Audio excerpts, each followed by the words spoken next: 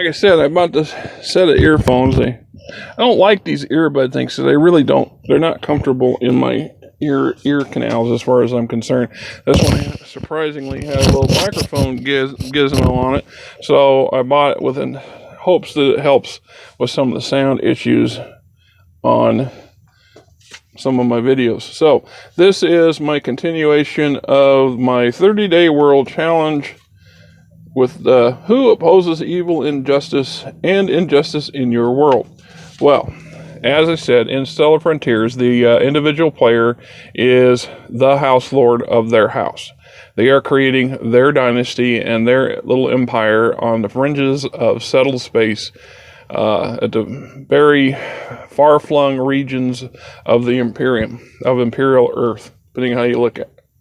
So, once again, who opposes evil and injustice in my campaign world? That would be you, the player, whomever is running their house for their game. But, where goes the house lord goes the house. Thus, what and who and how you define evil and injustice is based on the individual. So, if your house feels that they are just and fair and upstanding and go to the aid of the neighbors and do everything they can to be law-abiding and productive, progressive individuals, then they're doing what they're supposed to do. On the other hand, now the best way for me to give an example of that would be the Gorns. And yes, it's spelled just like the Gorns from Star Trek, but they are nothing like each other. The Gorns in Stellar Frontiers are a genetically engineered race. They're actually one half of a group, a race where the other race would be the Blazaki, and they share a lot of common boundaries, but their mindset and their drive divide them. The Gorns were originally bioengineered by some very large guilds at a point in the Imperium when the guilds were becoming extremely powerful. They were these pan-galactic, what have you, powerhouses that could rival any given house for economics and military might, and to some degree were becoming a threat to the Imperium of its era. They started engineering a number of warrior races, if you will, or super soldier programs that came. So there's a number of the race genomes that are included in the game system that came from this era. One of them were the Gorns, and the Gorns are a roughly 6.5 to 7 foot tall, 250, 300 pound race that have a deep blue skin. The females have a lighter blue skin. They have 4 arms and some other additional appendages that we won't include here because the creator was a bit of a nut job. They are extremely aggressive. They're extremely sexually aggressive. They almost act like a over muscled juvenile because the player, that was his mindset. And though I question some of his moral and ethical methodology and reasonings, it was his house to beta test. It was his choice, and I rolled with it because I wanted to see just how varied and free-ranging this game could go. And so, the Gorns are not exactly smart, if you will. They are quite dense to some degree. They're savvy, so they're not like mentally challenged, although the argument can be successfully upheld that in some cases they are. Their answer to a lot of things is aggression. they're not very good at trade and negotiations, because they believe negotiations is you give me what I want, or I'm going to take what I want. And that doesn't occur to them that there's others who might think that's not the right thing to do or a morally ethical thing to do. And so, historically speaking, they turned out to be a failed soldier program, because they don't take orders well. They don't carry out orders that they do take very well. They're quite chaotic, almost orc-like in mentality to a lot of degree, which is one of the reasons I decided to include them in the genome section, or the race section of the core book, as an example of, all the bad things that there can be in a genetic creation. The Gorns do not have very many successful houses dominated and led by themselves, in part because they brawl with each other at the drop of a hat. They try to overturn whoever's in charge as quickly as possible so they can be in charge. The technological advances they do make are mostly stuff that they've stolen from somebody else and managed to ham-fist their way into engineering, or have forced their many servitor races, or servants per se, i.e. slaves, to do it for them. And the Imperium, they have not ever gotten to the point that they were large enough to be a threat to the Imperium, so the Imperium as a race ignores them.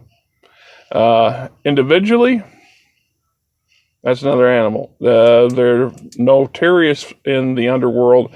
You'll find a lot of Gorns are thugs and goons and bodyguards and the lower end pirates and gutter gangs and skybiker hordes.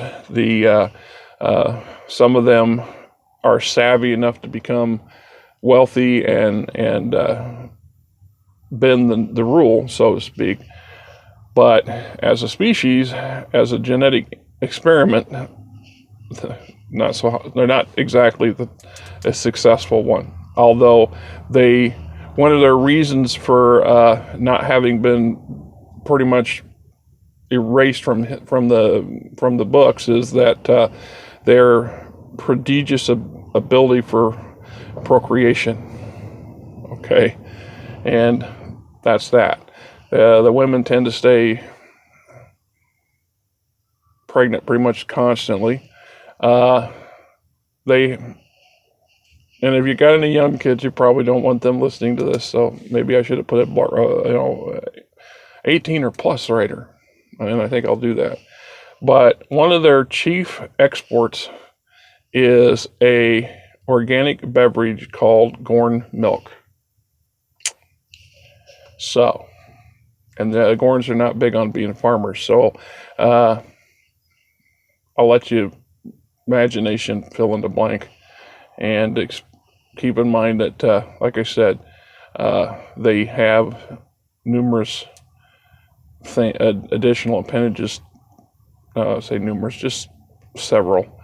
In the case of the women, they have a dual set of breasts. Just saying. It was not my creation, it was the other guys. So, a couple years later, this guy stopped beta testing and more or less self-destructed his house at the time, and then lost interest. And I thought, okay, well, we've seen where that can go, and there's no point in encouraging him to continue. Another player come along, my buddy Kenny Fuzzface, and he come up with a genetic design that, for all intents and purposes, were physically the same as Gorns, just the opposite in mindset. And I thought, okay, well, I'm going to parallel the two. So they're basically two parts of the same genetic program. While the same corporate guilds were creating their warrior races, they also needed servitor races. They needed farmers. They needed labor. They needed grunts to do the hard work. And so they created a more passive version of the Gorn, and somehow or another they become the Blazaki, in name, which the player create. That was his choice for a name. They're more of a copperish brown color. They're not blue. They have 4 arms. They have the same amount of appendages that the other does.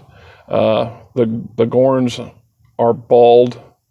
They don't produce hair, facial hair, or hair at all anywhere. And we're the opposite. The Blazakis have a lot of hair and are quite proud of the fact they have a lot of hair. And they tend to be passive, because Kenny's passive. He's a passive aggressive, really passive aggressive on the passive part. They believe in treating each other and others fairly as they would have themselves treated. They're industrious. They're hardworking. They're still a bit slow when it comes to developing things. They do value the concept of industry and science and research and development of technology, because they understand, if you want your house to thrive, you got to be able to build it up, and you can't always buy everything you need. Better to be able to build what you need than to depend on trying to get it from third parties. Especially if you want a really slow house development, don't do any research. Don't get it your own blueprints. Just get it the hard way. Wait for the rolls to give it to you, or buy it through merchant captains when it occasionally comes through. The Blazakis are actually a good race, quite playable as a combined entity. The Blazakis sometimes get looked down upon because of their philosophies and things, but also in part because they sometimes get connected to the Gorn half and take some flack because of it. As a rule, the Blazakis don't like the Gorns. The Gorns love the Blazakis because they make great servitors, and have no problem physically keeping them in their place, knowing that the Blazaki is only going to react in extreme situations. Now, that being said, typical of the passive aggressive, when the Blazakis do become aggressive, they become extremely violently aggressive. And usually their response to something is every overwhelming force for a very brief amount of time. They try to get whatever's causing the problem to stop, and then they can go back to doing their peaceful whatever. So that has the deal. So we talk about, who opposes evil and injustice in your world. Well, like I said, the individual player, the gamer, is going to do that, or he or she is not going to do that. They're going to view their little empire or piece of settled space individually and treat it thusly. So the game mechanics don't dictate to you one way or another. We don't have alignment.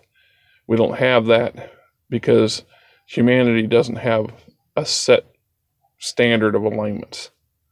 So there you have that. Answer that question, which eliminates this little card of stuff. And I'll have to get my next card of stuff to see what's on it for the next one. Yay!